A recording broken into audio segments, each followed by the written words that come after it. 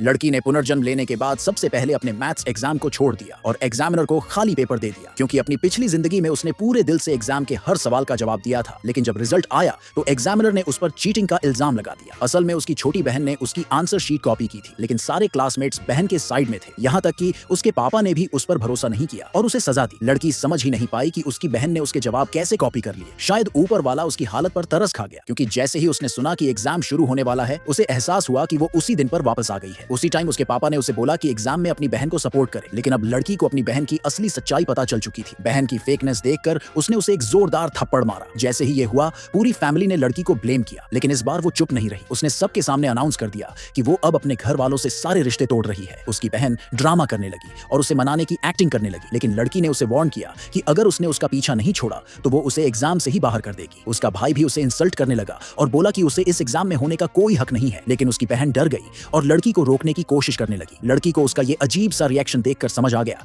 कि बहन ने पिछली बार चीटिंग करके ही जीत हासिल की थी। लड़की ने ठान लिया कि वो अब अपनी बहन से बदला जरूर लेगी। जब ऑफिशियल कंपटीशन शुरू हुआ तो पेपर दो पार्ट्स में डिवाइड था, पेपर ए और पेपर बी। अपनी बहन को कॉपी करने से रोकने के लिए लड़की ने जानबूझकर अपनी बहन से अलग पेपर सिलेक्ट किया और प्रॉब्लम सॉल्व करने के लिए एक यूनिक तरीका निकाला। लेकिन जैसे ही उसने ये किया, उसकी बहन ने भी वही पेपर सिलेक्ट कर लिया और लड़की की सॉल्विंग मेथड को सबके सामने एक्सप्लेन कर दिया। लड़की एकदम हैरान रह गई। अपनी बहन को खुश होते देख वो समझ ही नहीं पा रही थी कि उसकी बहन को उसकी सॉल्विंग मेथड कैसे पता चली। लड़की पूरी तरह से परेशान थी कि अब चीटिंग से कैसे बचा जाए। उसे लगा कि शायद वो अपनी किस्मत से भाग सके, इसलिए उसने सोच लिया कि वो खाली पेपर ही सबमिट करेगी। सब लोग शॉक में थे, लेकिन एग्जामिनर ने ऐसा करने से मना कर दिया। जब उसने देखा कि उसकी बहन पैनिक कर रही है और सवालों का जवाब नहीं दे पा रही, तो उसे थोड़ी सेटिस्फैक्शन मिली। डर के मारे कि लोग उसका मजाक ना उड़ाएं, बहन ने टॉयलेट जाने का बहाना बना लिया। एग्जामिनर ने अनाउंस किया कि सिर्फ 10 मिनट बाकी हैं। लड़की ने सोचा अब तो बहन कॉपी नहीं कर पाएगी, इसलिए वो जल्दी जल्दी अपने जवाब लिखने लगी। लेकिन जैसे ही उसे लगा कि सब कुछ सही लिखा है, उसकी बहन ने भी अपनी शीट जमा कर दी। लड़की फिर से हैरान रह गई। बहन ने कहा कि वो तो पहले ही वापस आ गई थी। एग्जामिनर ने जब उसकी शीट देखी तो वो इंप्रेस हो गया और सारे क्लासमेट्स भी बहन की तारीफ करने लगे। लड़की को लगा कि वो फिर से उस गलत इल्जाम से नहीं बच पाएगी। बहन ने लड़की को उकसाया